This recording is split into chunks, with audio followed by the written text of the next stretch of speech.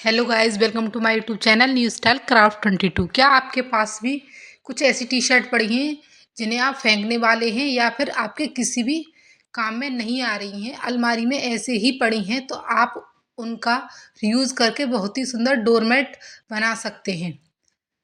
तो देखिए, आपको टी शर्ट ले लेनी है। आपको ये चेक कर लेना है एक बार सिलाई मशीन से सिलाई लगाकर इस पर मशीन चल रही है कि नहीं। अगर आपकी टी शर्ट पर मशीन चल रही है तो आप उसका ही रीयूज़ करें। तो देखिए, इस तरीके की एक टी शर्ट ले ली है जिसका हम रीयूज़ करके बहुत ही सुंदर डोरमेट बनाएंगे। तो सबसे पहले हमें टी शर्ट को इस तरीके से रख देना है। रखने के बाद उसकी किनारी को कट कर लेना है। तो फटाफट से देखिए, हमने इस तरीके से किनारी को कट कर लिया है। उसके बाद अब हमें लगभग 2 इंच पर निशान लगाना है। देखिए, इस तरीके से हमें 2 इंच पर निशान लगाना है। इस तरीके से निशान लगाते हुए हमें स्केल से सीधी लाइन ड्रॉ कर लेनी है, इस तरीके से।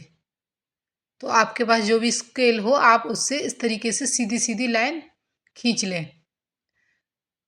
अब जो हमने लाइन खींची है वहाँ इस तरीके से हमें पट्टियों को कट कर लेना है और सारी पट्टियों को हमें इस तरीके से कट कर कर निकाल लेना है। तो फटाफट से देखिए, हमने पट्टियों को कट कर लिया है। अब उसके बाद हमें इस तरीके से पट्टी को कट कर लेना है। तो हमारे पास इस तरीके की पट्टियाँ आ जाएंगी। तो टी शर्ट में से हमने इस तरीके की पट्टियाँ कट कर ली हैं। अब इन्हें साइड में रख देना है। अब यहाँ हमने कपड़े के 2 पीस लिए हैं। तो देखिए, इसकी लंबाई है 24 इंच और चौड़ाई है 17 इंच। इसके बीच में प्लास्टिक बोरी का टुकड़ा लिया है। अगर आपके पास प्लास्टिक बोरी का टुकड़ा नहीं है तो अगर राइस बैग हो या आटा बैग हो या फिर फॉर्म हो, आप उसका भी टुकड़ा ले सकते हैं। उसके बाद इसके सिर्फ चारों ओर ही हमने सिलाई लगाई है। सिलाई लगाने के बाद ये हमारा एक पीस बन गया है। अब हमें देखिए, स्केल को लेना है और इस तरीके से हमें लाइन ड्रॉ करनी है। एक बार इस तरीके से पलटना, फिर एक बार और पलटना है, फिर हमें लाइन खींच देनी है। इसी तरीके से हमें पूरे डोरमेट पर लाइन ड्रॉ कर लेनी है।